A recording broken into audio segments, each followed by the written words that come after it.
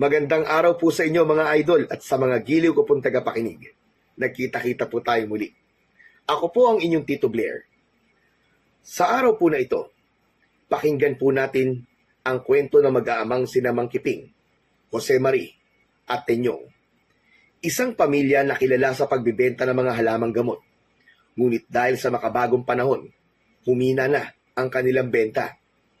Kasabay naman ito ang paglabas ng mga nakakatakot na nilalang mula sa bundok at lalong pinaghinalaan ng mga tao na palpak ang kanilang binibenta. Ano ang gagawin ng mag-aama upang bumalik ang tiwala ng mga tao sa kanila at paano nila lalabanan ng mga nilalang na nais magasik ng lagim sa kanilang baryo? Ngunit bago ang lahat mga idol, huwag po nating kalimutan mag-subscribe at i-hit ang notification bell sa aking YouTube channel na The Voice Addict para sa mas marami pang makapigil hiningang kwentong aswang at katatakutan mula sa mundo ng kababalaghan. Umpisahan na po natin ang kwento. Isang pangkaraniwang gabi yun para sa mga taga-baryo di Masalang, ngunit bigla na lamang itong nabulabog ng isang nakakakilabot na sigaw at malalakas na palahaw ng iyak. Matinis yun at talagang nakakapanindig ng balahibo. Ayon sa kanilang narinig, boses lalaki ito na parang nasasaktan, nagmamakaawa at humihingi ng tulong sa kung sino. Ang mga ganitong pangyayari ay nagbibigay ng kilabot sa mga taga-baryo. Dating tahimik ang kanilang lugar, masayahin ng mga tao at may pananampalataya sa Diyos. Ngunit ang lahat ay nag-iba dahil sa hatid na katatakutan ng mga nilalang na ito. Kung karamihan ng mga tao ay sanay na sa ganoong klase ng sigaw, may isang pamilya na ito naman ang palaging hinihintay. Ang pamilya ni Mang Kiping at ang kanyang dalawang anak na binata na sina Jose Marie at Tenong. Mabilis na napabalikwas ng bangon ng magkapatid mula sa mahimbing na sanang pagkakatulog. Agad na bumakas ang takot sa mukha nilang parehas. Upungas-pungas pa na tumayo si Tenong at hinagilap ang buntot ng pagi sa ilalim ng kanilang katre. Dito na naman yung mga hinayupak na yan. Ayaw talaga magsitigil ah. Mga suga pa sa karne. Buisit! Kaya nga si tatay, mabuti pa gisingin mo at baka mamaya hindi niya narinig yung sigaw. Baka sakali matulungan pa natin yung binibiktima nila. Kawawa naman. Ako na naman ang inuutusan mo. Bakit di ikaw ang punta doon para gisingin yung matanda? Abay, natural naman. Mas matanda ako sa'yo, no? Sinong utusan ko, multo? Kasi naman kuya baka mapagalitan lang ako ni tatay Alam mo naman na kagagaling na nun sa trangkaso Tutungkod-tungkod na nga lang yung matanda para makapaglakad Kung ganun, hiramin mo na lang yung mga gamit niya. Tayo na lang ang haharap sa mga aswang na yun. Teka, ano tayo? Hindi naman kakayanin yun nang wala si tatay Kumpara sa kanya, mahina pa tayo. Mas gamay niya ang makipaglaban sa mga ganon. Kung tayo ang haharap doon, aba, baka bukas paglamayan na rin tayo. Kung gusto mo, ikaw na lang. Kapalit nun, ako magtitinda sa pwesto natin sa loob ng 3 araw. Ano, deal? Tignan mo tong duwag na to. Kung ako naman ang makipag-deal sa'yo, 1 linggo akong bantay tapos ikaw ang humarap sa mga aswang. Sige. Ako na lang ang gigising kay tatay. Pambihirang buhay to. Nakakaasar naman kasi yung mga aswang na yan Masyado silang mautak.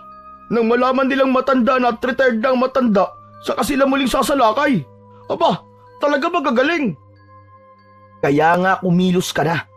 Ano pa ba kasing hinihintay mo dyan? Kung hindi natin makakasama si tatay panigurado, sinasabi ko sa'yo, magagaya tayo sa mga naging biktima ng mga yan. Yung wakwak ang tiyan at wala nang laman loob. Ano, gusto mo ba yun? Malamang hindi, kuya. Sino ba naman ang taong gugustoy na maging ganun ang kapalaran? Ay nako, pampihirang buhay to. Dami-dami mo sinasabi. Sige na, puntahan mo na si tatay at baka wala na tayong abutan. Mabilis na napakamot sa batok si Tenong sa utos ng kanyang kuya Jose Marie. Bakas sa mukha nito ang pagkadismaya. Padabog siyang naglakad habang tinutungo ang silid ng kanilang ama. Atras abante siya. Alam niyang kailangan niyang gisingin ang kanyang ama, pero batid niyang pagagalitan siya nito kung bubulabugin niya ang mahimbing na tulog ng matanda. Pagdating sa pinto, ay huminga muna siya ng malalim at dahan-dahang kumatok. Tay? Tay, gising ka po ba? Tay! Ngunit walang tugon mula sa loob. Nagkibit balikat siya at umiling. Ay, pambira. Siguradong magagalit sa akin to eh. Itinulak niya ang pinto at sumilip sa loob. Nakita niya ang tatay na nakahiga at malakas ang kanyang paghilik. Kulubot na ang balat nito at tila pagod na pagod. Muling nagdalawang isip si Tenong, ngunit bigla niyang naalala ang sigaw ng lalaki kanina sa labas. Alam nilang yun na ang tamang pagkakataon na hinihintay nila para harapin ang mga aswang na yun. Halos 1 buwan na rin kasi buwat ng tumigil pansamantala ang mga ito. Kailangan nila ng kanyang kuya ang tulong ng kanilang ama dahil alam nila na di sapat ang kakayahang itinuro sa kanila nito. Isa pa ay bata pa siya at halos nasa 15 anyos pa lamang.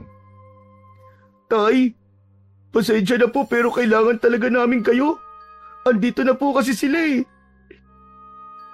Hinawakan niya ang balikat ni Tatay Kiping at niyugyug ito. Bahagyang gumalaw ang tatay niya at iminulat nito ang kanyang mga mata. Halatang nairita ito nang makita si Tenong.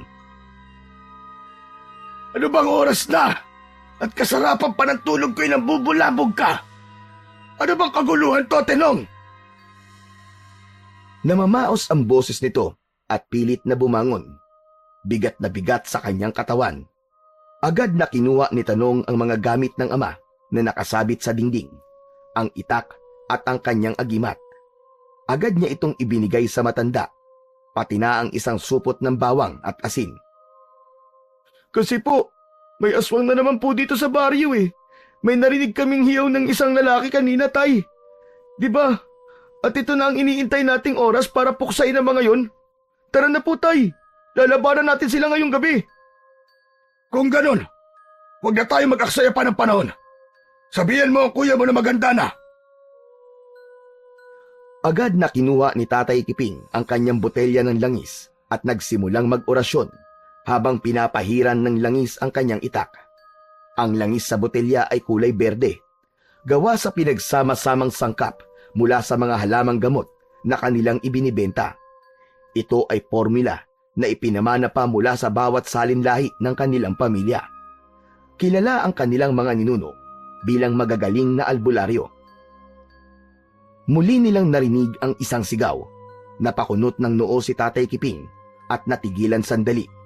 Alam niyang mahina pa ang kanyang katawan dahil kagagaling lamang niya sa pagkakasakit. Ngunit sa kabila ng panghihinang nararamdaman, hindi siya nagpadaig sa takot o pag-aalinlangan. Buo ang kanyang loob na harapin ng mga aswang upang mapigilan ang kanilang masasamang gawain. Alam niyang yun na ang tamang panahon para kumilos. Lalo pa at nakita niya kanina na lumitaw ang kalahating buwan. Ayon sa paniniwala niya na kapag ganito ang buwan ay kalahati lamang din ang lakas ng mga aswang. Ano pang ginagawa mo, Tenong? Ihanda mo na rin ang mga sandata mo. Ngayon na! Opo, Tay. Mabilis na lumabas ng silid si Tenong at hinanap ang latigo na gawa sa buntot pagi. Ngunit habang ginagawa niya yon, ay nakakaramdam siya ng iba't ibang klase ng emosyon. Nag-aalala siya para sa kanyang ama, lalo na't ilang araw din itong nakipagpambuno sa trangkaso. Si Tatay Kiping ay ang tanging nagpalaki sa kanila nang makipaghiwalay ito sa kanyang asawa. Lingid sa kaalaman ng mga nakararami na dati nang sinasalakay ng pamilyang aswang na nakatira sa kabilang baryo ang kanilang lugar. Pinamumugaran ng mga aswang ang kanilang baryo dati. Natigil lamang yon nang unti-unti itong puksain ng kanyang Tatay Kiping. Ngunit ang kaganapang yon ay may katagalan na rin at nagkaroon na ng edad ang matanda. Mahaba na rin ang panahon simula nang tumigil ang kanyang tatay sa panggagamot at pagpuksa sa mga aswang. Hindi talaga sila nadala. Bumalik pa talaga. Ang kakapal ng mukha ng mga aswang na yon. Uran pa ni Tenong sa sarili habang panakanakang sumisilip sa maliit na siwang ng bintana. Bata pa lamang sila ni Jose Mari nang mangyari ang mga kaganapang yun, ang pagtataboy ng kanyang tatay Kiping sa mga aswang, ngunit hindi niya yun malilimutan. Matapos ayusin ang mga gagamitin, ay naghintay lamang sila ng ilang saglit ni Tenong sa sala. Kalaunan ay dumating na rin ang dalawa pa niyang kasama. Nakahanda na ba kayo dalawa? Yung mga gamit natin? Nakahanda na po, tay. Isinilid ko na po dito. Dinala ko rin po ang gasolina at ang posporo. Sabay lahad nito ng hawak na supot na may lamang mga kagamitan. Oh, heto ang langis. Magpahid na kayo sa mga katawan nyo. Ito po yung binibenta natin sa pwesto ah. Ito po ba talagang gagamitin natin, tay? Abay, oo naman. Para maipakita natin at mapatunayan ang bisa ng langis na yan sa mga parokyano natin. Napansin nyo ba na tumutumal na tayo? Nilalampasan na lang tayo sa pwesto natin. Pwes ngayon, ito na ang tamang pagkakataon natin para muling makilala ang mga gamot natin, lalo na yung mga langis at talamang gamot. Akin na po, tay. Magpapahid na po ako. At teka, tay. Langis ba talaga to? Ba't parang tubig ang laman? Huwag ka na maraming daldal. Bilisan nyo, baka makauwi na ang mga aswang. Tay, sa palagay niyo po ba, anong klaseng aswang to sumasalakay sa atin? Sa palagay ko mga asbo. Asong aswang? Tama ka, Tenong. Isa silang uri ng aswang na nagbabalat kayo bilang isang aso. Kaya nilang gawing dambuhala ang kanilang mga sarili. Paborito nilang kainin ang laman ng isang tao. Bukod sa lumalaki sila, ano pang pagkakaiba nila sa aso? Kakaiba ang itsura nila. Naiiba sa normal na aso. Mabangis ang itsura nila. Pula ang mata. Itim na itim ang balat. May mahabang pangil at mahabang kuko na kayang gutay-gutay ng balat sa isang hagod lamang. Nakakatakot naman pala. Kung kayo na lang po pumunta, ako na lang po magbabantay nitong bahay. Pambihira ka! Umandar na naman yung pagiging duwag mo. Hala na, sige! Ito, kunin niyo itong barya at ilagay niyo sa mga bulsa niyo. Huwag niyong hahayaang mawala yan. Para saan naman po itong mga barya? Marami pa talaga kayo dapat na matutunan. Alam niyo, malaking tulong ang baryang yan sa pakikipagpambuno natin sa aswang, lalo na yung mga lumilipad. Kapag dinagit ka nito o tinangay, hindi kayo kagad-kagad manadala dahil magiging mabigat tayo sa kanilang pakiramdam. Hindi nila tayo kayang buhatin. Ganun ba yun? Barya lang pala eh. Teka, kukunin ko lang po yung alkansya ko. Tenong! Pambihira ka talaga, bata ka. Ayos na ang isang barya. Yan, ang dami mo kasing alam eh. Puro akaduwagan. Tama na yan. Gayong handa na ang lahat ng mga gamit natin. Tara na, puksain na natin ang mga aswang na yan. Sugod! Naglakad sila papalapit sa pinto. Si Tenong, bilang mas bata, ay nag-aalangan pa rin. Halos bumigay na ang kanyang tuhod sa takot, ngunit pinilit niyang maglakad ng maayos. Habang papalapit sila, naririnig nila ang mga ungol at pag-atungal ng mga aswang na asbo sa di kalayuan, parang mga halimaw na handang-handa na para sa panibagong bibiktimahin. Mabilis na sinunod ni Tenong ang utos ng kanyang tatay Kiping. Marahan niyang binuksan ang pinto. Nang tuluyang mabuksan ito, mabilis at maingat na lumabas si tatay Kiping. Sumunod naman si Tenong, bagamat nag-aalangan, ngunit determinado pa rin. Nang makalabas sila, bumungad sa kanila ang madilim at nakakatakot na paligid. Halos maihi naman si Tenong sa salawal nang dahil sa kaba. Muntik pa siyang mapasigaw nang may maramdamang mainit na kamay sa kanyang balikat.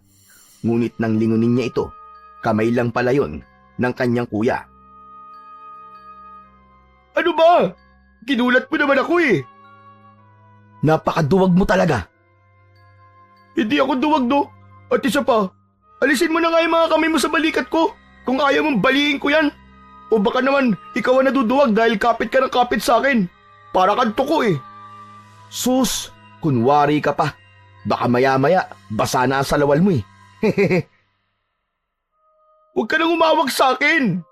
Ang kulit talaga oh. Kaya lang naman kita hinahawakan dahil baka bigla kang tumakbo dahil sa takot o kaya maiyak ka. May gatas ka pa naman sa labi. Tumigil na nga kayo magkapatid. Kahit saan talaga kayo dalhin para kayong aso at pusa. Paano na lang kapag wala na ako? Sino nga awat sa bangayan yung dalawa? Ay, matagal ka pang mawawala. Matagal mo pa kaming mababawalan.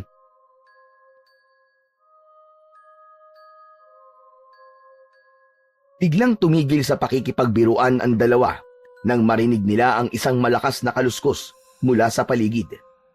Kapwa napatingin si Tenong at Jose Mari sa pinagmulan ng ingay na yon. Napalunok si Jose Mari habang si Tenong naman ay napahigpit ang hawak sa likod ng kanyang tatay Kiping. Tumahimik lang kayong dalawa. Malapit na sila. Kailangan natin kumilos ng maingat. Nagkatinginan si Tenong at Jose Mari. Pareho ng seryoso ang ekspresyon ng kanilang mga muka. Dahan-dahan silang kumilos. Sinundan si Tatay Kiping patungo sa mas madilim na bahagi ng bakuran. Sa malayo, naririnig pa rin nila ang malalakas na alulong ng mga aso. Kuya, kinakabahan ako. Huwag ka nang kabahan. Kasama natin si Tatay Kiping, ano ka ba? Saka hindi tayo pwedeng umatras. May misyon tayo. Ngunit habang naglalakad sila, naging mas mabilis sa kanila ang kanilang ama. Nabitiwan ito ni Tenong na wala ito sa kanilang paningin. Kuya! Kuya! Nasaan na si tatay? Tila nilamon ng kadiliman ang kaninang kasama nilang ama. Agad itong hinagilap ng kanilang mga mata. Nang maaninagan nito ang mga matatayog na puno ng nyog, ay nagulat siya sa kanyang nakita. May nakatayo sa tabi ng mga puno. Nakahinga siya ng maluwag nang makilala ang ama na sa una ay inakala niyang multo. Wala na sila rito. Nakasibat na. Kung ganun, nasaan ho sila? Hindi ko alam. Ngunit malakas ang kutob ko na hindi pa sila nakalalayo. Babalik na lang po ba tayo doon sa loob? Ikaw na lang ang bumalik, Tenong. Bakit? Masama ba magtanong, Kuya Jose Mari? Hindi tayo babalik. Susundan natin sila. Pero tay, paano natin sila susundan? Wala naman tayong nakikita sa dilim na ito. Gamitin natin ang lampara. Dali, sindihan nyo. Agad na sinindihan ito ni Jose Mari at pagkatapos ay iniabot sa kanyang ama. Itinaas ni Tatay Kiping ang lampara at tumambad sa kanila ang mga naiwanang marka ng malalaking paa. Tila sa isang dambuhalang aso yun. Napalunok si Tenong habang napapasuri ng mabuti si Jose Mari. Ang laki ng mga ito. Aso ba talaga ang mga yan? Sinabi ko na sa inyo, di ba? Hindi sila pangkaraniwang aso lang. Mga nilalang sila na walang konsensya at kaluluwa. Maging alerto kayo at maging mapagmatsyag. Paano kung bumalik po sila rito? Paano na lang kung may isa pa lang nandito? Tignan mo to. Lumabas na naman ang kabobohan mo eh. Eh di ba? Mas mainam kung nandito pa sila para wala na tayong susundan. Nakakatawa naman ang pagiging duwag mo. Hoy, hindi ako duwag no. Nag-iingat lang ako. At saka, mas mabuti na magtanong kaysa magpadalos-dalos tulad mo. Eh di ikaw na ang maingat. Pero huwag ka magtatago sa likod ko mamaya ha. Hindi ba kayo titigil? Tama na yung alitan nyo. Paulit-ulit na lang kayo eh. Magtulungan na lang tayo para matapos ito. O, Telong, hawakan mo tong lampara at yung buntot ng pagi.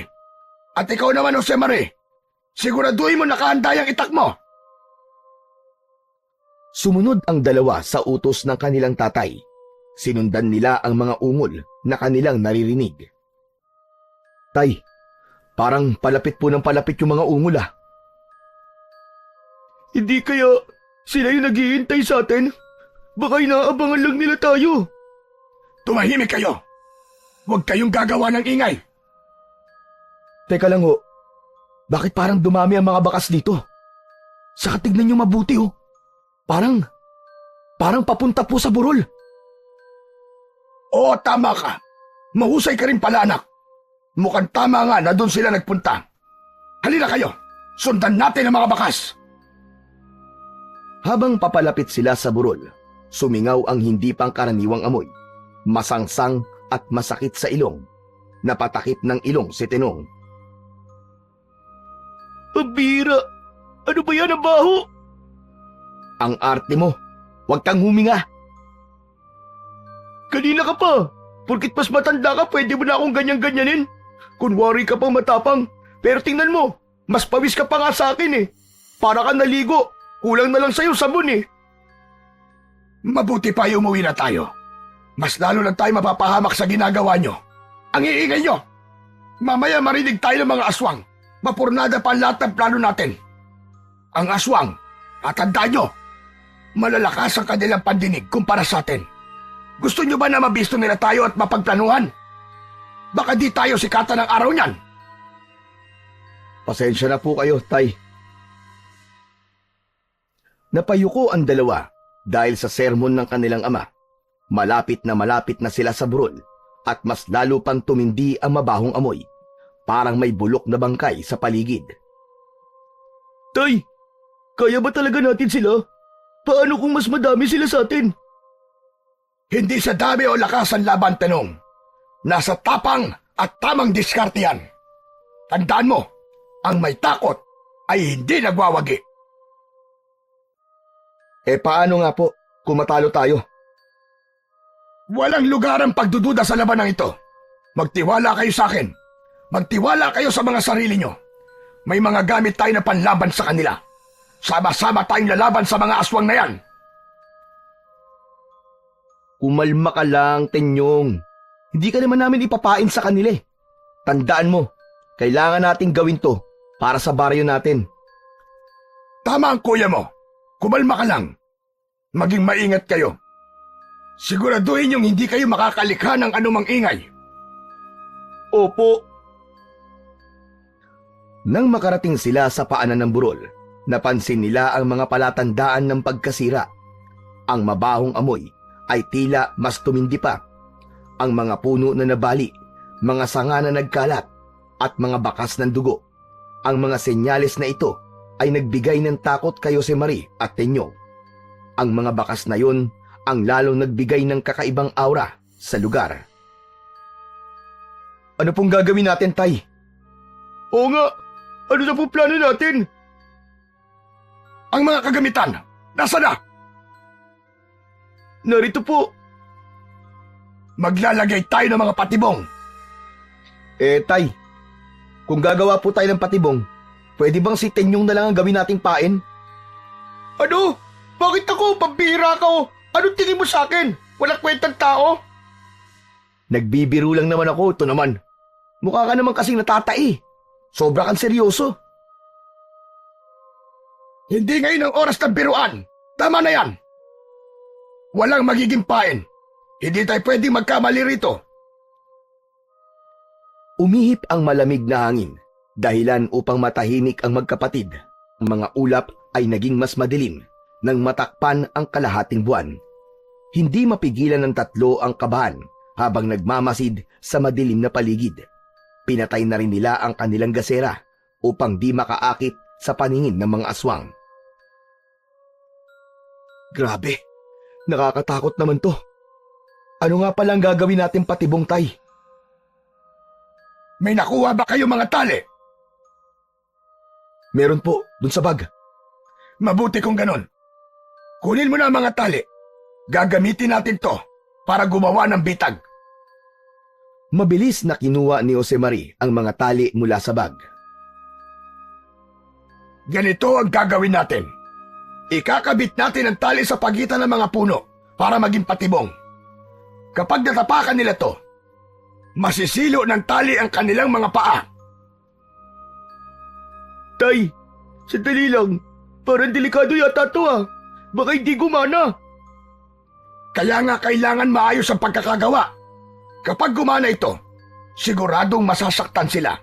At doon tayo magkakaroon ng pagkakataon na tapusin sila. Pero tay, paano po kung di tumama yung patibong? Kung hindi man tumama, kakailanganin nating harapin sila ng harapan. Kaya dapat handa tayo at walang tatakbo. Naiintindihan niyo ba? Opo. Sinimulan na nilang ikabit ang mga tali sa pagitan ng mga puno. Si Tatay Kiping ang nagplano kung saan ilalagay ang mga patibong, habang ang magkapatid naman ang nag-aayos ng mga ito. Siguraduhin yung maigpit ang pagkakatali niyan. Kapag mahina ang buhol, makakatakas sila. Tingin ko po tay, okay na po ito. Baka pwede tayong gumawa ng isa pang patibong sa likod tay. Baka dun sila dumaan eh. Magandang ideya na isip mo. Kumuha pa kayo ng mga tali, tapos isabit mo sa punong yan ang dala nating lambat tenong. Ang dulong bahagi sa may tali, lagyan mo ng bato at barya. Kapag dumaan ang aswang sa parting yon, ihulog mo ang bato ng gayon ay hindi sila makaalis. Nagpatuloy sila sa paggawa ng mga patibong. Umakyat na sa itaas ng puno si Tenong. Ayan, tapos na. Maganda na kayo. Dito tayo magtatago. At tandaan nyo, huwag kayong kikilos nang walang pahintulot ko. Tay, parang naririnig ko na po sila. Anong gagawin natin kapag nandiyan na sila? Kapag nandiyan na sila, kailangan natin maging handa. Maging alerto at bantay palagi. Ihanda mo ang mga dala natin. Gagamitin natin sa kanila yon. Tahimik na naghintay ang tatlo habang nasa itaas ng puno si Tenong. Nasa likod namang nakakubli ang dalawa pa. Sa gitna ng katahimikan ng gabi, unti-unting naririnig nila ang yabag na mabibigat na paa at mabangis na ungol mula sa hindi kalayuan. Parating na sila. Huwag kayong gagalaw. Maghintay tayo hanggang tumama sila sa patibong. Ilang saglit pa, narinig nila ang unang tunog ng isang patibong na tumama. Isang matinding kaluskos at pagkabigla mula sa mga nilalang. Ngayon na! Ang lambat, Tenong! Pinakawalan ni Tenong ang lambat mula sa itaas ng puno. Agad nilang nilapitan ang nilalang na kanilang nahuli.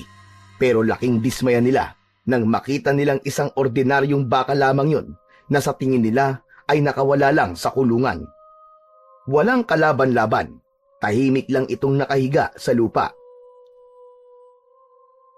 Anak ng... baka ito eh. Akala ko aswang na. Hindi ko to inaasahan ah. Bakit kaya nandito to? Wala naman palang silbi tay. Walang silbi lahat ng pagod natin. Kung walang aswang, ano yung mga sigaw na narinig natin kanina? Sa palagay ko ay nakatunog sila. Ang iingay nyo kasi. Nalansi tayo ng mga aswang. Yung mabahong amoy. Yung mga ungol na naririnig natin kanina. Di naman yung tunog ng baka. Imposible. Tama ka tay. Mas lalo natin kailangan mag-ingat ngayon. Kasi kung talaga nakita tayo ng mga aswang, baka nakilala nila tayo. Ang mabuti pa umuwi na tayo. Malapit na rin mag-umaga. Ihahanda pa natin pamaya-maya ang mga paninda natin. Inayos na nila ang kanilang mga gamit. Ngunit hindi mapalagay si Josemarie. Panay ang tingin nito sa iba't ibang direksyon. Parang may mali tay. Parang may nararamdaman akong ibang presensya dito. Parang may nagmamasid sa atin. Huwag kang matakot, kuya. Nang matapos na nilang iayos ang kanilang mga gamit at ibalik sa bag, nagsimula na silang maglakad pabalik sa kanilang bahay. Pagdating nila doon, ay sandali muna silang nagpahinga. Muling nakatulog si Tenong, samantalang si Josemari naman at Mang Kiping ang nanatiling gising. Nag-uusap sila sa sala. Nakaupo sa lumang bangko ang matanda, hawak ang tabako, ngunit hindi sinisindihan. Alam mo, Josemari anak, hindi na tulad ng dati ang panahon. Noon, ang mga tao naniniwala sa bisa ng mga halamang gamot at formula. Ngayon, halos lahat sila bumibili na lang ng mga gamot na gawa sa pabrika. Oo nga, Tay. Nakakalungkot isipin. Ang dami nating ginawa, mula sa pagkuha ng mga dahon at ugat sa bundok, hanggang sa paghalo ng formula sa tamang paraan. Pero parang wala nang may pakialam. Tumumal na talaga ang benta. Napansin mo ba nung huling araw ng palengke? Halos di na tayo pinansin ng mga suki natin. Yung iba nga, parang iniiwasan pa tayo. Parang nahihiya pang bumili ng gamot natin. Oo nga, Tay. Sinabi pa nung isa, mas mabuti pa raw na bumili na lang ng gamot sa butika. Sigurado pa. Parang lahat ng pinaghirapan natin, Tay, nawalan lang ng halaga. Hindi mo rin masisisi ang mga tao, anak. Ang panahon ay nagbabago. Pero hindi ibig sabihin nun natitigil na tayo. Ang gamot na ito, ang kalaman na ipinasa sa atin ng mga ninuno natin, hindi natin dapat sukuan. Pero Tay, paano po kung talagang wala na? Paano kung magutom tayo? Yung kita natin, kulang na nga pang araw-araw eh. Eh paano pa yung mga gastusin sa bahay?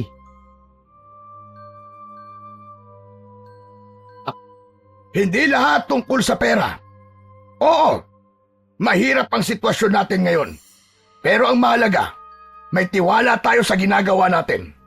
Tandaan mo, ang ating mga halamang gamot, hindi lang negosyo.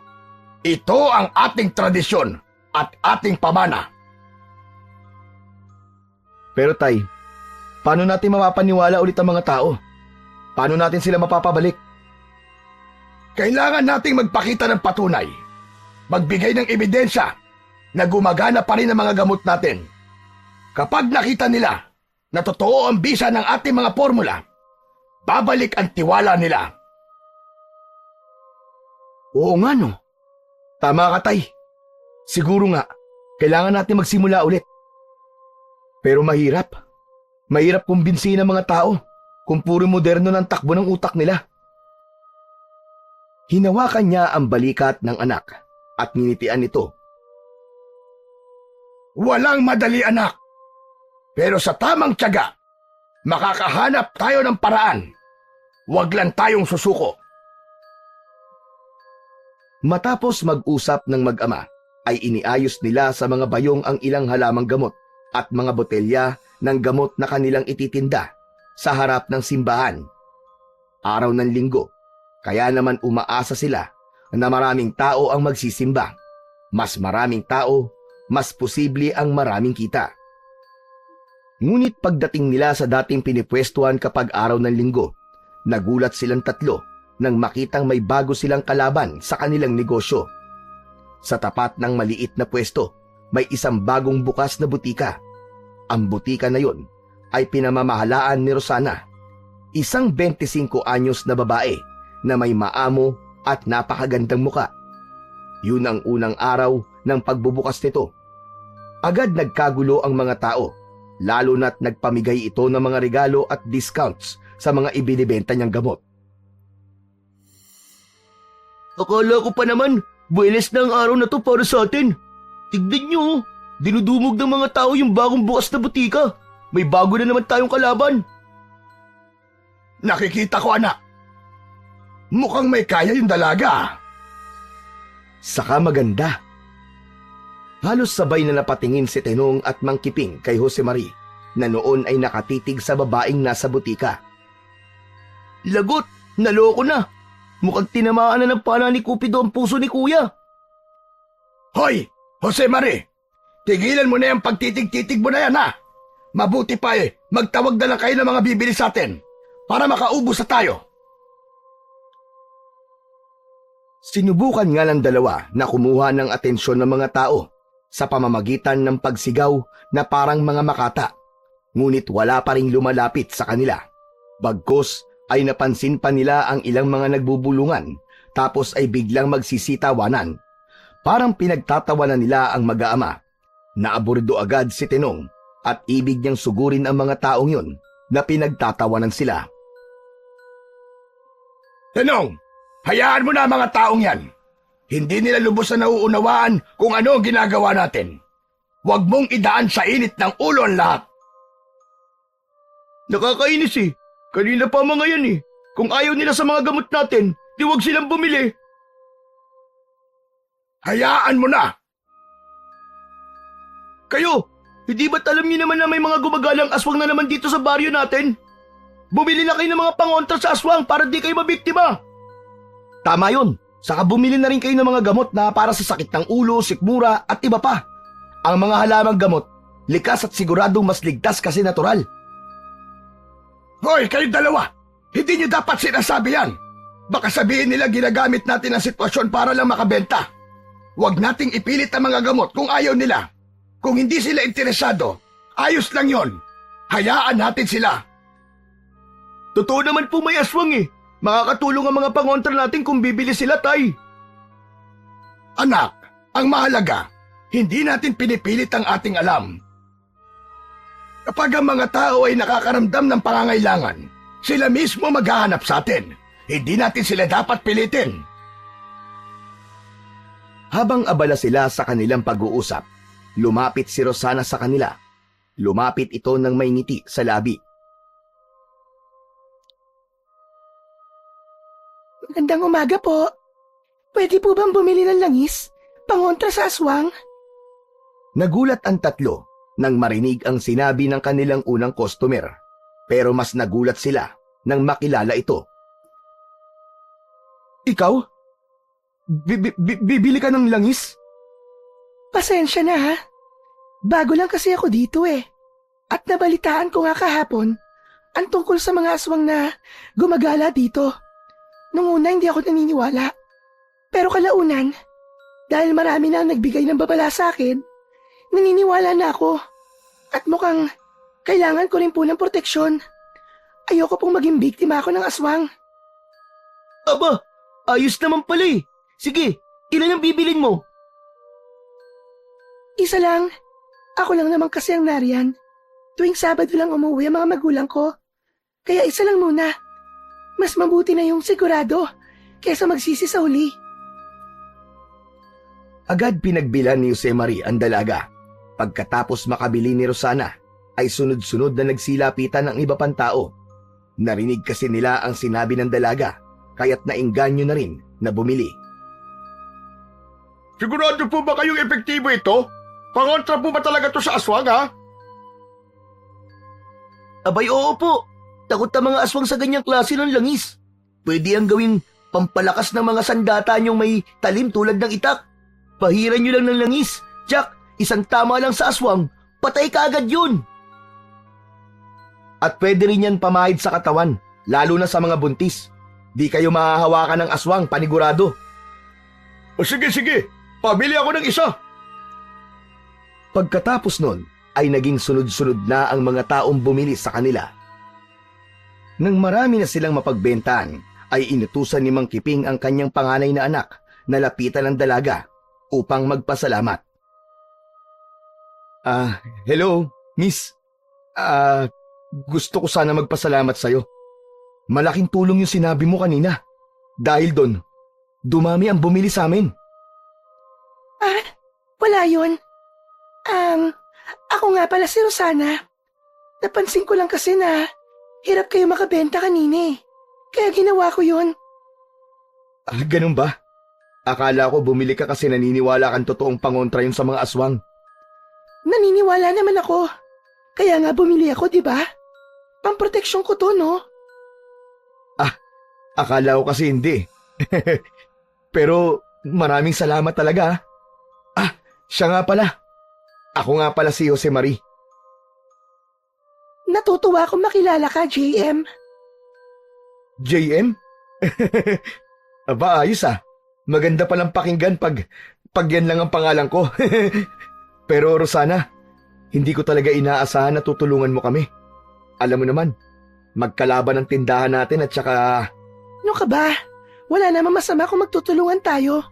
Pare-parehas lang tayo nagdinegosyo. Ang bahalaga, pare-parehas din tayo nakakatulong sa mga tao. Oo nga, tama ka. Pero salamat talaga ha. Malaking bagay ang ginawa mo para sa amin. Kung kailangan mo ng tulong sa anumang bagay, huwag ka mahihiyang lumapit sa amin ha. Salamat din, Jose Marie. At huwag mong kalilimutan, kahit magkaiba tayo ng paninda, pareho tayo nandito para sa ikabubuti ng mga tao. Oo, tama ka. O sige, paano? Babalik na ako sa pwesto namin. Maraming salamat ulit. Sige, mag-iingat ka.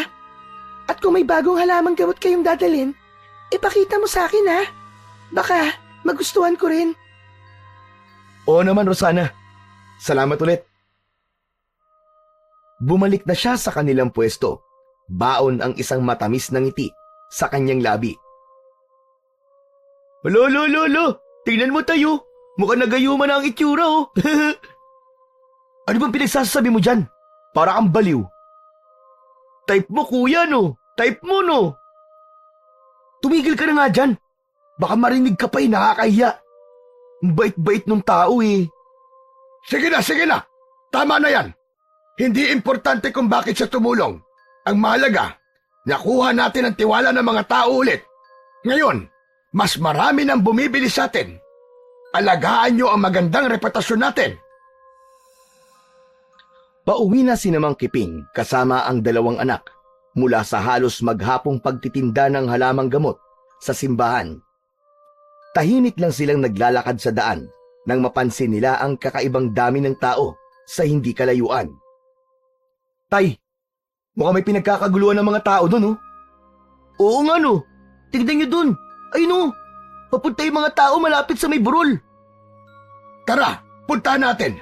Alamin natin kung ano nangyayari. Masama ang kutob ko.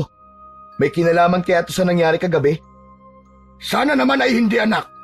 Pero baka nga, kawawa naman kung... Tay, huwag na kaya natin puntahan. Anak ng, umiral na naman ang pagkaduwag mo. Tara na, tingnan natin. Agad nilang pinuntahan ng lugar. Paglapit nila, bumulaga ang eksenang hindi nila inaasahan.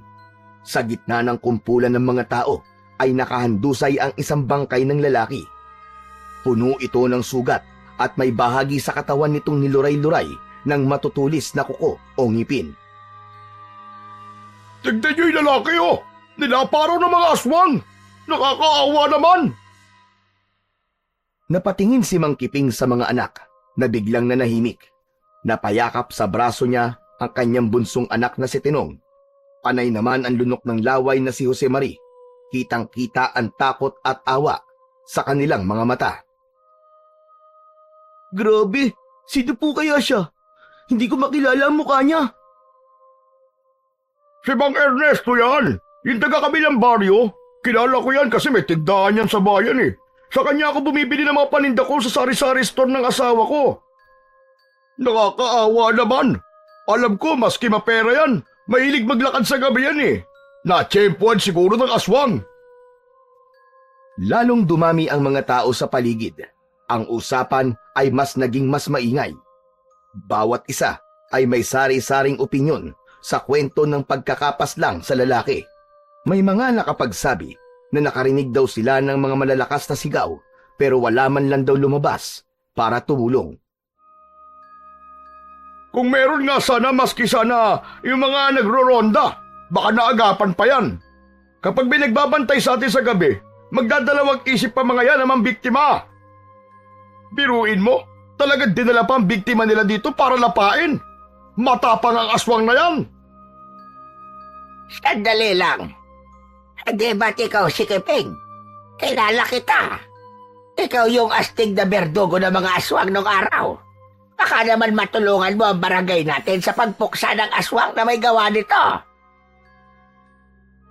Abay, oo naman po. Makakatulong talaga si tatay. Sa katunayan, meron kaming ibinibenta na pangontra sa mga aswang. Abay, kailangan ko makabili niyan. Alam ko mga kanayon, itong si Kiping may isang pamilya ng aswang na tinalo nito noon. Kaya maniwala tayo sa mga pangontra niya. Aba kung ganun, bibili rin ako. Sandali lang, sandali lang. Sandali lang mga kasama. Totoo may pangontra ako. Pero naubos na kasi kanina sa may simbahan.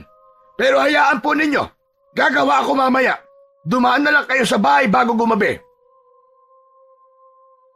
Mas mabuti na maging maingat kesa naman matulad tayo sa taong to.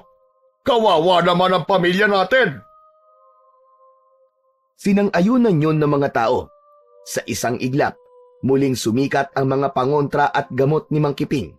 Bagamat may malungkot na nangyari, ay isang bagong oportunidad naman nila yon upang maipakilalang muli ang husay na mga ipinamanang kaalaman sa kanila ng kanilang mga ninuno. Umuwi na ang tatlo. Pagdating nila sa bahay, ay agad nilang inayos ang mga kailangang sangkap at gamit ng kanilang ama. Dahil panigurado, susunod sa kanila ang iba nilang mga kababaryo upang bumili ng kanilang langis.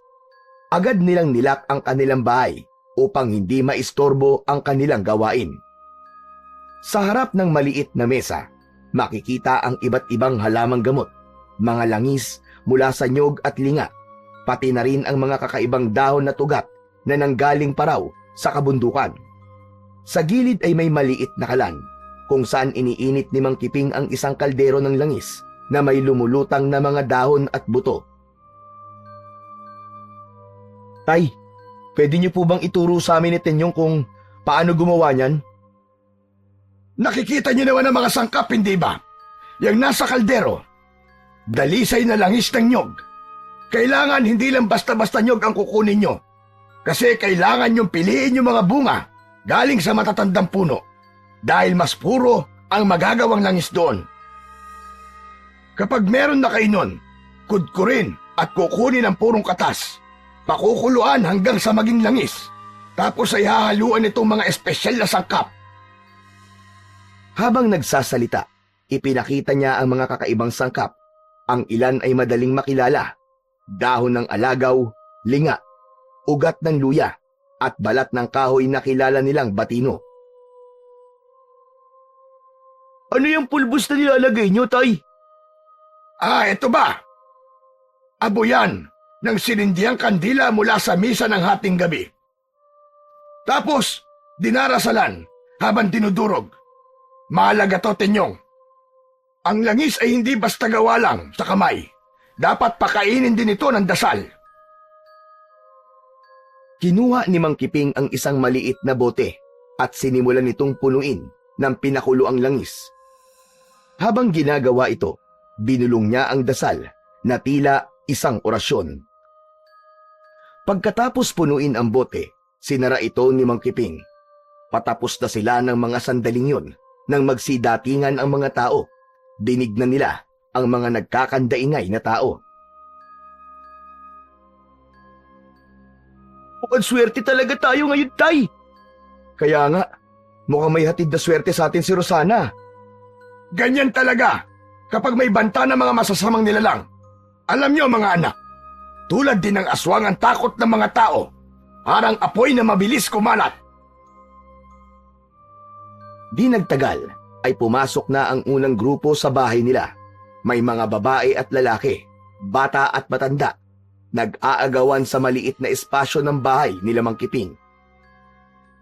Kiping, bigyan mo kami kagad ng langis. Baka sumalakay na naman ang aswang ngayong gabi. Teka lang, isa-isa tayo. Hindi tayo nag-aapura mga kasama. Nga pala, ano ba gamitin ng langis na to bilang pangontra? Dahan-dahang ibinigay ni Mang Kiping ang mga bote ng langis sa mga tao. Bawat isa ay maingat niyang pinaalalahanan. Pagkitaan niyo ang bawat pinto at bintana ng bahay niyo. Magdasal kayo bago matulog. At huwag kalimutang maglagay ng kaunting langis sa balat niyo. Hindi lalapit ang aswang sa inyo. Sa bakuran pa lang, ay tiyak nang lalayo ang aswang kapag naamoy nila ang halimuyak ng langis na yan. Maraming salamat, Kiping. Sana'y maging ligtas tayong lahat sa gabing ito. Natapos nang mabigyan ang lahat, unti-unti ay naubos din ang tao sa bakuran ng mag-aama. Mabilis na nagsiuwian ang mga tao sa kani-kanilang mga bahay. Gabi na naman, at para sa ilan, simula na naman ng di matatawarang katatakutan at kababalaghan. Halos 1 linggo na ang nakakalipas. Sa kabutihang palad ay wala nang kakaibang nilalang na gumagala na napapabalita. Wala na ring mga kakaibang tunog na lumilikha ng ingay sa gabi. Ang takot na mga tao ay dahan-dahang napapalitan ng kumpiyansa. At ang paninda ng mag-aama ay mas lalong naging tanyag sa mga tao. Ang mga nakaubos na ay muling napapabili dahil sa malakas na pananalig sa kakayahan ng mga kakaibang langis. Kaya naman ang araw ng linggo ay naging mas espesyal sa mag-aama. Nalaman na rin kasi nila na nakilala na sila maging sa mga karatig baryo at dinadagsa na sila. Umaasang makakabili hindi lang ng pangontra sa aswang, kundi maging ng mga halamang gamot. Ako ng 3 bote ng langis para may reserba sa bahay namin. Sige po, wala pong problema. Yung kasi binili namin sa inyo noong nakaraang linggo talagang epektibo. Nakatulog kami na maimbing at wala nang nararamdaman na kahit na ano. Salamat naman po at nakatulong sa inyo. Pero lagi pa rin po kayo magdarasal ha. Mahalaga po ang pananalig. Salamat po sa pagbili. Kung may kailangan pa po kayo, hanapin nyo lang kami tuwing linggo. O kaya naman magsadya kayo sa bahay namin. Habang abala si Mang Kiping sa pagtitinda ng langis at halamang gamot, napansin ni Josemarie ang tahimik na tindahan ni Rosana, ang dalagang may butika sa tapat ng simbahan. Dati-rati ay maraming tao ang bumibili doon, ngunit ngayon halos walang tao na sa harapan ng tindahan ng dalaga. Habang nagtitinda, panakanakang napapatingin si Josemarie sa tindahan. Hindi niya maiwasang mapansin ang lungkot sa muka ni Rosana habang nag-aayos ng mga paninda.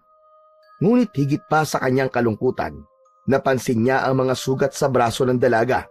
Ang mga yon ay mukhang sunog at may mga maliliit na paltos na tila sariwa pa. Lumapit siya kay Rosana, dala ang pag-aalalang baka ito'y nasaktan o may iniinda. Rosana, magandang hapon.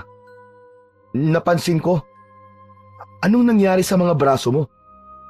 Parang nasunog ang balat mo Nagulat si Rosana sa tanong ni Josemarie at tila sandaling natigilan ito bago sumagot. Ito ba? Wala to. Nagluto lang ako ng mainit na sabaw kahapon at natalsikan ako ng mantika. Hindi naman masakit. Ngunit hindi kumbinsido si Josemarie. Ang sugat ay hindi mukhang natalsikan ng mantika. Ito'y masyadong kakaiba. Rosana, sigurado ka ba? Mukhang hindi to simpleng paso May iba pa bang nangyari sa'yo? Sandaling yumuko si Rosana. Tila nag-aalangan kung magsasabi ng totoo. Ngunit sa huli, napabuntong hininga ang dalaga. Wala ito. Salamat sa pag-aalala mo. Habang nag-uusap sila, napansin ni Josemarie na may kakaibang amoy na lumalabas mula sa loob ng butika. Isang halimuyak na hindi mawari kung anong klase ang amoy. Rosana, anong amoy yun? Kakaiba. Wala yan. Andiyan kasi yung nanay ko. Baka nagluluto sa loob ng bahay. Dito na rin kasi kami nakatira Ganun ba? Sige, ikamusta mo na lang ako sa nanay mo. Bakit naman kita ikakamusta sa kanya? Wala naman. Sige, balik na ako sa pwesto namin Matapos ang maikli nilang pag-uusap, bumalik si Josemarie sa pwesto nila. Ngunit habang naglalakad siya, hindi niya maiwasang lingunin uli si Rosana na abala na ulit sa pag-aayos ng kanyang mga paninda. Nang matapos ang araw na yon, nagsimula ng mag-empake ang mag-aama para umuwi. Masayang masaya si Tenyong habang tinitingnan ang perang hawak ng kanyang ama. Tay, grabe! Ang dami nating benta ngayon! Parang dadami pa ang mamimili nito sa mga susunod pang linggo. Oo, masaya ako dahil nakikilala na tayo ulit. Pero ang mas ikinatutuwa ko ay yung nakakatulong tayo sa mga tao. Habang naglalakad pa uwi, napansin ni Mang Kiping ang tahimik na si Jose Mari na tila malalim ang iniisip. Jose Mari, ano bang iniisip mo?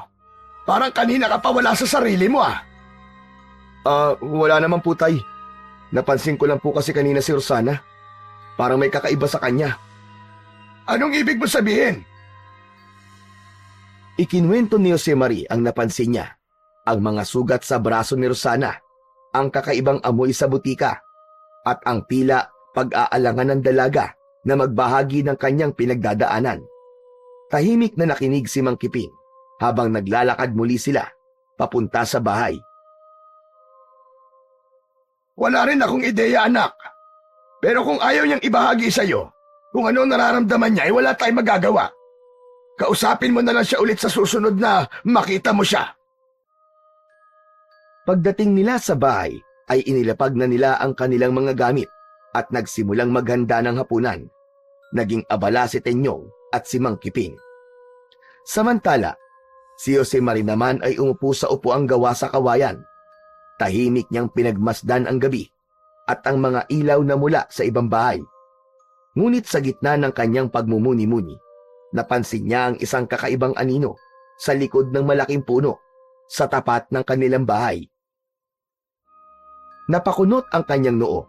Pinilit niyang inaninag ang anino. Tumayo siya mula sa upuan at lumapit ng bahagya. Sino yan? Walang sumagot. Sa halip, bigla niyang nakita ang isang figura ng isang tao na mabilis na tumakbo papalayo mula sa likod ng puno. Agad niyang naramdaman ang kaba sa kanyang dibdib. Tay! Tay! Tay, hali kayo rito! Narinig ni Mang Kiping ang sigaw ng kanyang anak at agad na tumigil sa ginagawa. Mabilis siyang lumapit kay Jose Mari, habang si Tenyong naman ay nagmamadali ring sumunod. Ano yon? Bakit ka sumisigaw? May nakita po akong tao sa likod ng puno. Tumakbo po siya doon papalayo. Hindi ko po alam kung sino eh. Pero ang bilis ng kilos niya. Mabilis na tumingin si Mang Kiping sa direksyong itinuro ni Jose Mari. Ngunit wala na siyang nakita. Ang paligid ay tahimik. Tanging ang huni lang ng mga kuliglig ang maririnig. Hindi kaya may nagmamanman sa atin, Tay? Bakit naman nila tayo mamanmanan? Wala naman tayong ginagawang masama ah. Sa tao, wala tayong ginagawang masama. Sa mga aswang. Dahil sa mga langis natin, di sila makagalaw. Di na sila makapaminsala. Posibleng aswang ang nagmamanman na yun. Tay, hindi pangkaraniwan ang kilos niya. Hindi natin masisiguro. Pero kung tao man o hindi, kailangan nating maging handa. Bumalik si Mang Kiping sa loob ng bahay at kinuha ang isang bote ng langis na pangontra sa aswang. Binuksan niya ito at sinimulang pahiran ang mga bintana at pintuan ng kanilang bahay. Siguraduhin nyo na walang maiiwang bukas na bintana o pintuan ngayong gabi. Habang pinanonood ni Jose Mari ang kanyang ama, hindi pa rin maalis sa kanyang isip ang aninong nakita niya. Tay, sa tingin niyo po ba, babalik pa kaya yon? Kung may balak siya, babalik siya. Pero huwag kang mag-alala, anak. Alam natin ang gagawin. Kinagabihan, tahimik na nagbantay ang mag-aama sa loob ng kanilang bahay. May kanya-kanya silang nakahandang mga sandata, pamalo, itak, at buntot ng pagi. Maya-maya pa ay may narinig silang malalakas na alulong. Hindi magkandamayaw ang alulong ng mga aso sa paligid. Nakarinig sila ng mga malalakas na yabag at pagkatapos ay tila biglang lumindol. Ang mga bintana at pinto binabalya ng kung sino mang nasa labas ng kanilang bahay. Sinilip ni Tenyong mula sa isang maliit na butas kung ano ang nangyayari sa labas. Tay! Tay! Ang lalaki ng mga aso sa labas! Mga dambuhan na sila! Hindi mga aso yan! Asbon tawag sa kanila! Mga asong aswang! Umalis ka dyan sa pinto! Dalian mo! Ang nakita ni Tenyong, 3 dambuhalang aso na may naglalaway na bibig at nagliliyab na mga mata. May matatalas na pangil at kuko. Ang kanilang mga kuko ay bumabaon sa kahoy ng kanilang bahay. Malalakas ang kanilang mga pag-angil na akala mo ay galit na galit. Tay! Mukhang kailangan po natin ng karagdagang mga langis. Agad na kumuha ng bote ng langis si Mang Kiping at sumaboy sa paligid ng pintuan at bintana. Inulit-ulit niya ang orasyon habang sinasaboy ang langis. Ngunit sa pagkakataong ito, nagpatuloy ang pagyugyug ng bahay. Isa sa mga aswang ay dumikit mismo sa pintuan at nagsimulang kalmutin ito. Hindi sila naaapektuhan! Ang langis! Hindi na ito epektibo! Nagulat ang mag-aama. Ang langis na kanilang pinagkakatiwalaan ay tila nawalan ng bisa laban sa mga mababangis na aswang. Tay! Ano na pong gagawin natin? Paano tayo lalaban ito? Habang tumataas ang kaba ng mag-aama, biglang nabasag ang isang maliit na bahagi ng bintana. Isang matulis na kuko ang sumuot sa siwang at ang isang asbo ay halos makapasok na. Tay! Malapit na sila makapasok! Agad na nilapitan ito ni Mang Kiping at pinagpapalo ng buntot ng pagi. Umatras ang aswang at hindi na tuloy nakapasok. Samantala, may isa pang bumabalya sa pinto. Malakas ito at tila gustong gibain ang kahoy. Ang mag-aama ay nagtipon sa harap ng pintuan. Hawak-hawak ang kanilang mga armas. Lalaban tayo mga anak! Huwag kayong matakot! Lalabanan natin sila! Naging sunod-sunod ang pagkalabog sa pintuan at halos bumigay na ang kahoy. Alam nilang ilang sandali na lang ay makakapasok na ang mga aswang. Ngunit sa kalagitnaan ng kanilang pag-aalala, isang matinis na sigaw ang narinig nila mula sa labas. Isang malakas na sigaw na tila mula sa isang babae. Ang mga asbo ay biglang tumigil at nanahimik. Tay! Tay, ano po nangyari? Agad na lumabas si Mang Kiping at tiningnan ang kalagayan sa labas. May mga malalaking anino silang nakita na papalayo. Kinabukasan, habang abala ang mag-aama sa pagsasaayos ng kanilang paninda, isang grupo ng tao ang narinig nila mula sa labas. Mabilis din silang lumabas ng bahay at sinalubong ang mga taong ito.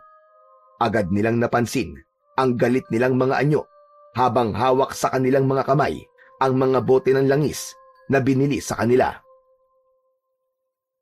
Magkiping! Magkiping! Ano ito?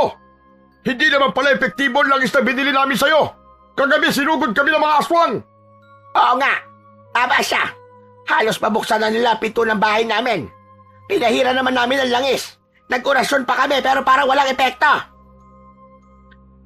Agad na nagsisinuran ng reklamo ang mga tao.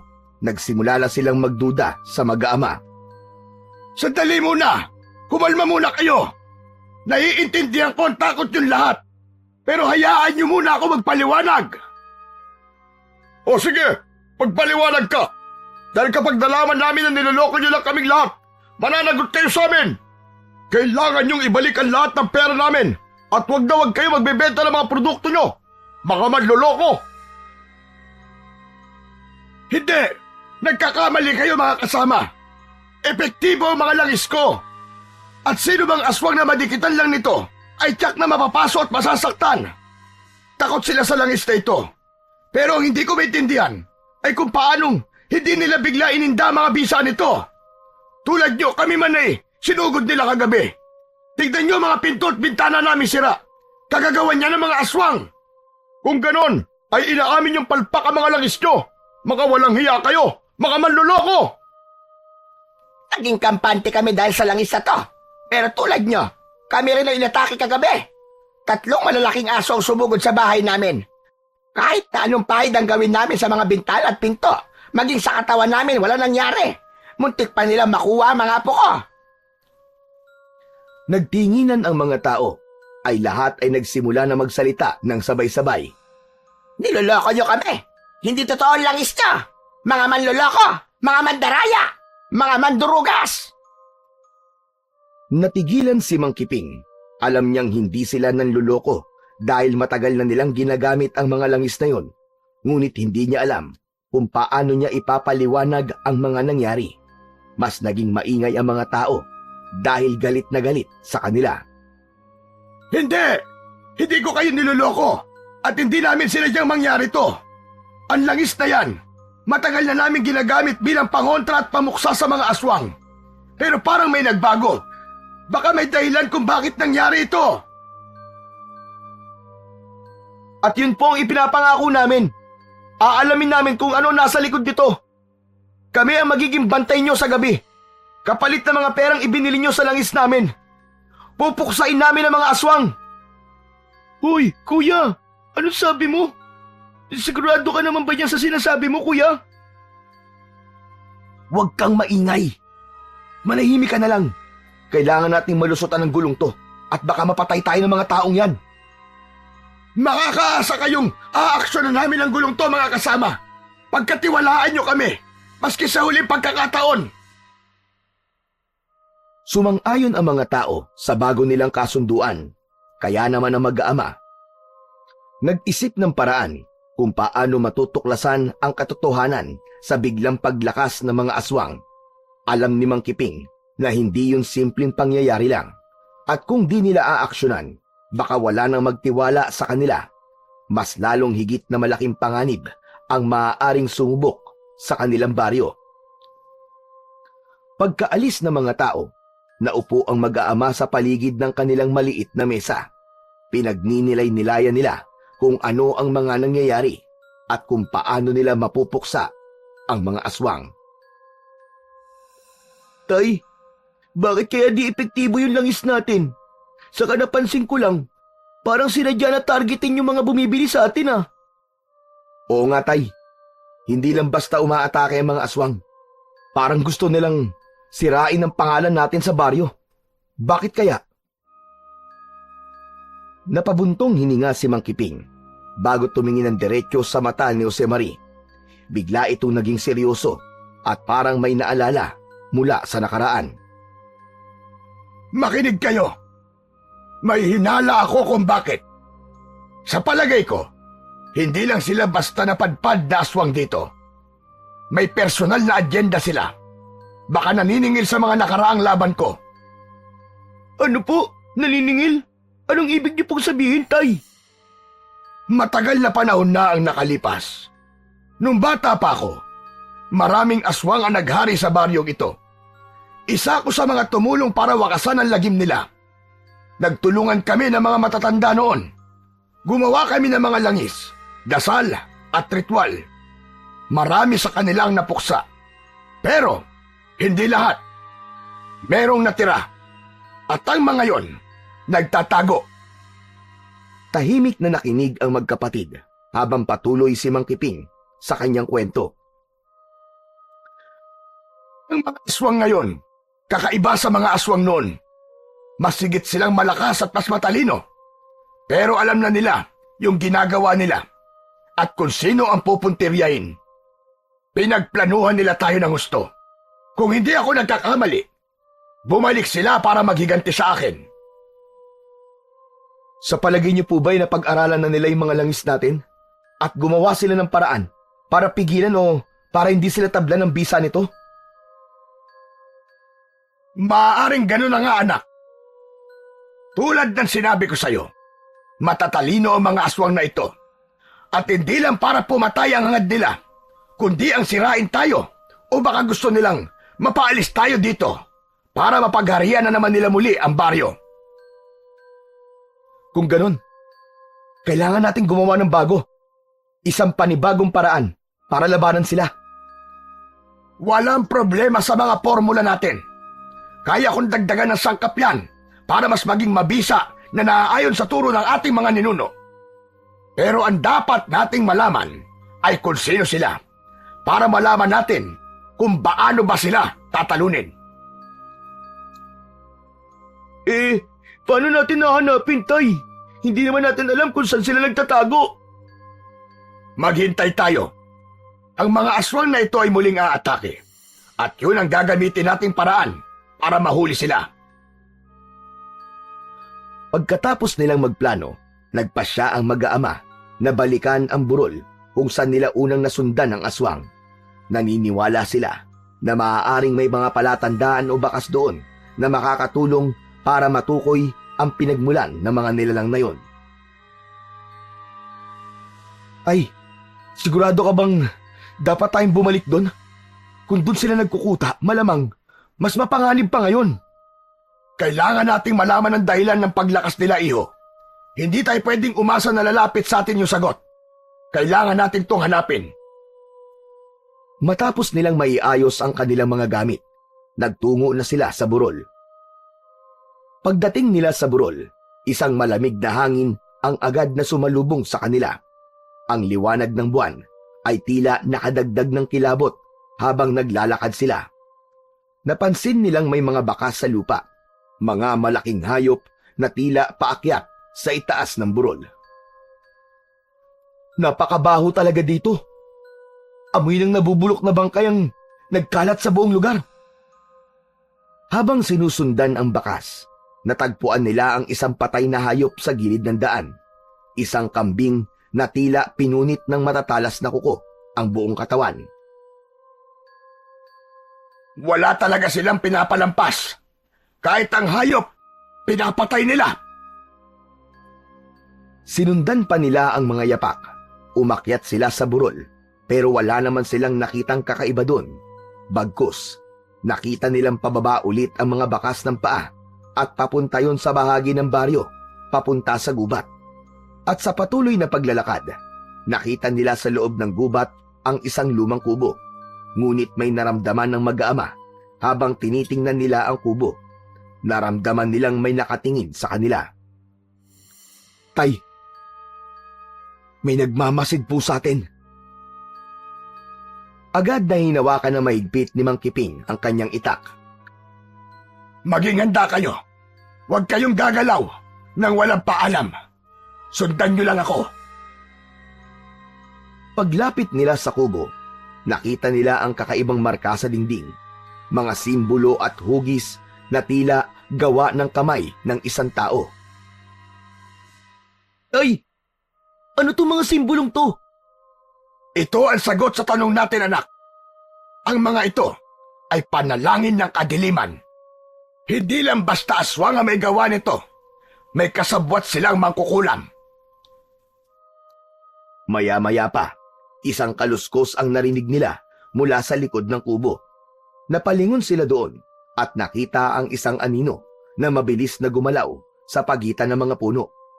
Ay, may tao po sa likod! Agad silang kumilos, ngunit sa halip na habulin ng anino, biglang dumilim ang paligid. Tila tinakpan ng makapal na ulap ang buwan. Ang ingay ng mga dahon at ang malamig na hangin ay nagdala ng kakaibang kilabot. Huwag kayo matatakot, mga anak. Ito ang gusto nila. Ansindakin tayo. Magtiwala kayo sa sarili ninyo. Habang naghahanda silang lumaban, alam nilang nasa sentro na sila ng teritoryo ng mga aswang.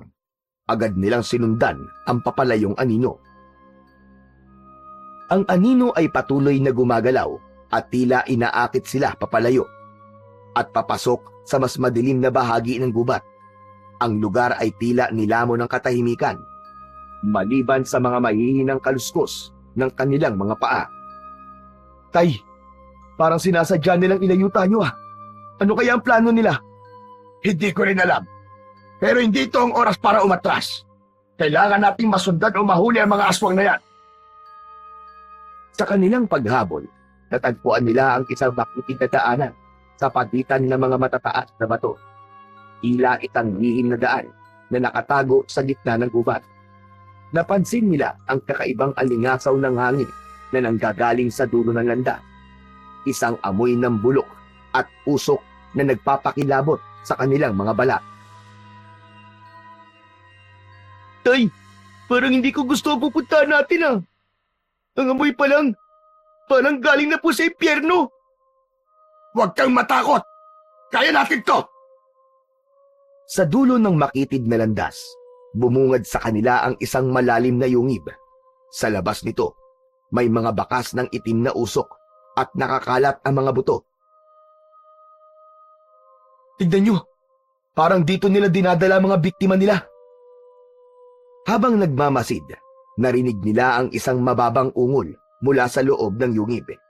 Hindi ito tunog ng tao, kundi ng isang mabangis na hayop.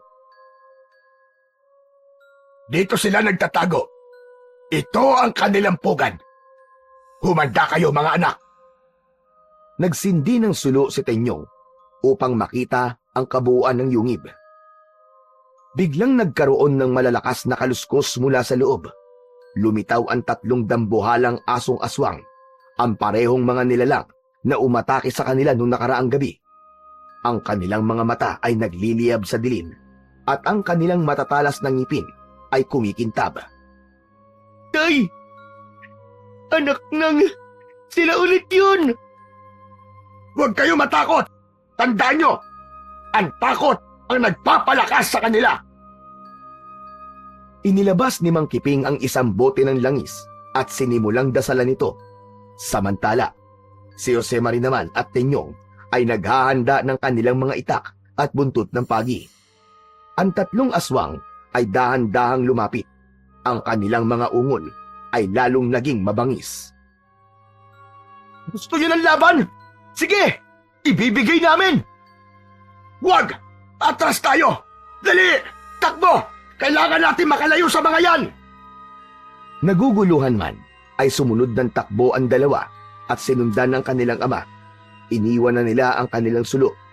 Dahan-dahan namang sinundan sila ng mga aswang na tila nagulat din sa ginawa ng mga ito. Nang makalayo ang mag-ama, ay saka lamang nakapagtanong si Josemari. Tayo ng plano mo? Bakit tayo umatras? Naalala mo ba yung unang gabi na gumawa tayo ng bitag? Kung talagang matatapang silang aswang, hinarap na sana nila tayo doon. Pero hindi. Ulitin natin ang estratehiyang yon at subukin natin sila na bitagin. Pero sa pagkakataong to, tahimik natin tong gagawin at hahayaan natin silang isipin na mahina tayo. Sige, magmadali kayo. Ayusin na natin ang mga bitag. Tay, anong klaseng bitag naman po ang gagawin natin? Kagaya po ba nung una? Oo, pero ngayon, lalagyan natin ng drama. Kailangan mo maging pain para mahuli natin sila. Po! Anak ng teteng! Ayoko po! Mabuti na lang po si kuya na lang! Hindi! May plano akong iba para sa kuya mo. Huwag ka mag-alala. Hindi kita pababayaan. Saka eto, kunin mo ang langis na ito. May ibang sangkap akong inilagay dyan. Mas malakas kaysa sa una. Ang bisa ng langis na yan. Manghihina sila. Saka hindi ka naman nila matatangay basta. Panatilihin mo lang ang barya sa bulsa mo. Sumunod ka na lang kung gusto mo matapos ang problema natin, Tenyong. Pagkatapos nilang magdesisyon, pumili sila ng isang lugar na madaling lusubin ng mga aswang, pero puno ng matataas na damo para maitago ang kanilang bitag. Mabilis nilang ginawa ito. Habang ginagawa nila yon, ay naririnig na nilang paparating ang mga aswang dahil sa malalakas na ungol ng mga ito at mga yabag. Nang matapos yon, ay pumwesto na sila sa kani-kanilang mga pwesto. Si Mang Kiping sa likod ng puno, si Josemari sa itaas at nakahawak sa lambat, at si Tenyong naman bilang pain. Tahimik silang naghintay sa pagdating ng mga aswang. Papalapit na ng papalapit ang mga yapak sa kanilang direksyon. Habang nag-aabang, nakita nilang dahan-dahang lumalabas mula sa dilim ang mga aswang. 3 dambuhalang aswang. Nang makita nila si Temyong, agad silang naglaway at sumugod. Ngayon na! Josemari! Sigaw ni Mang Kiping. Nang sandaling yon, ay kabado na si Josemari. Lalo na at kaunting distansya na lamang ay maaabot na ng aswang ang kanyang kapatid. Ngunit sa tulong ng binitiwang lambat, ay nabitag nito ang isa sa mga aswang. Biglang natigilan ang 2 asbo. Isang malakas at nakakakilabot na atungal ang pinakawalan ng aswang. Dalian mo, Tenyong! Wisikan mo siya ng langis! Tapos hayarapin natin ang dalawang aswang! Saka na natin balikan ang aswang na nasa lambat! Dahil di na yan makakawala pa! Tinyong! Sa likod mo! Agad na umaksyon si Tenyong at hinampas niya ng buntot ng pagi ang aswang na sumalakay sa kanya. Isang malakas na sigaw ang pinakawalan ng aswang. Sa hindi inaasahang pagkakataon, nasugatan si Tenyong sa muling pag-atake sa kanya ng aswang.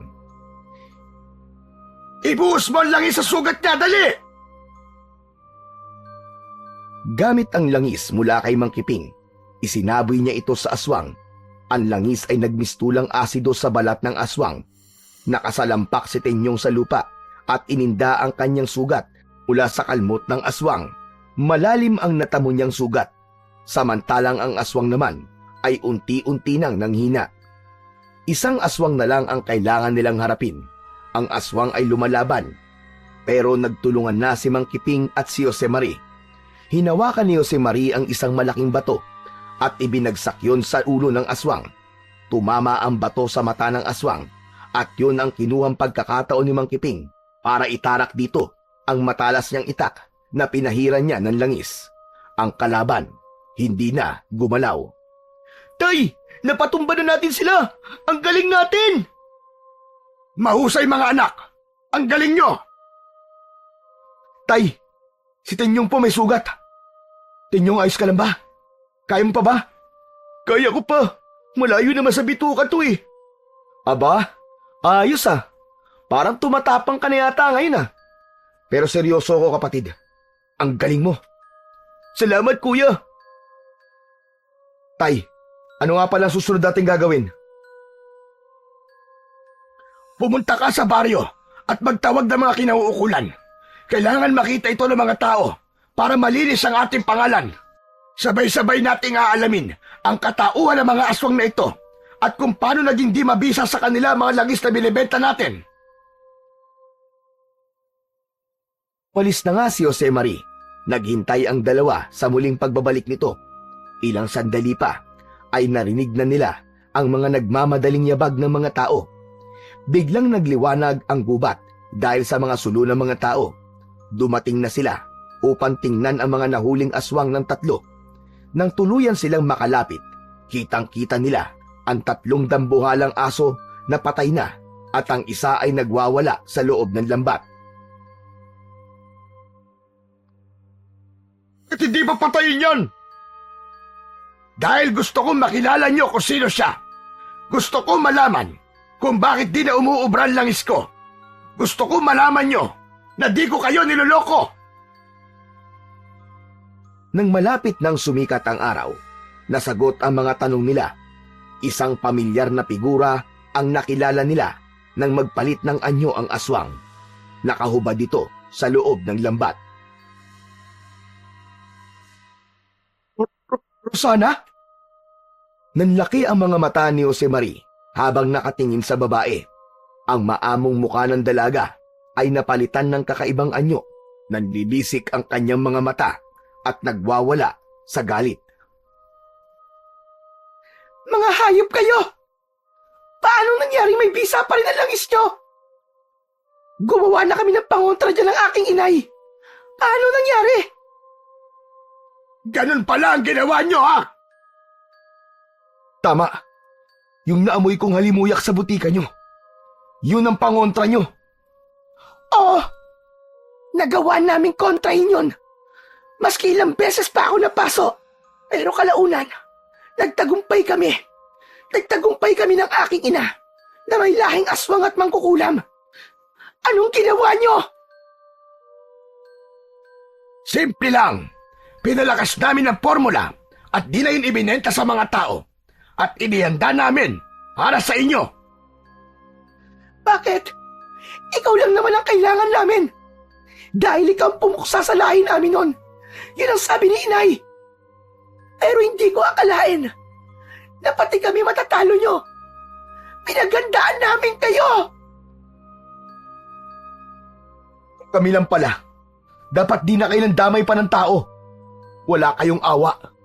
Ngayon, kailangan na matapos ang kasamaan nyo, Rosana. Kinuha ni Jose Marie ang gasolina na kinuha niya sa baryo nang tawagin niya ang mga tao. Agad niyang ipinabuhat ang 2 patay na aswang palapit sa dalaga. Ang ginagawa mo? Wag! Parang awa mo na! Pakawalan niyo ako dito!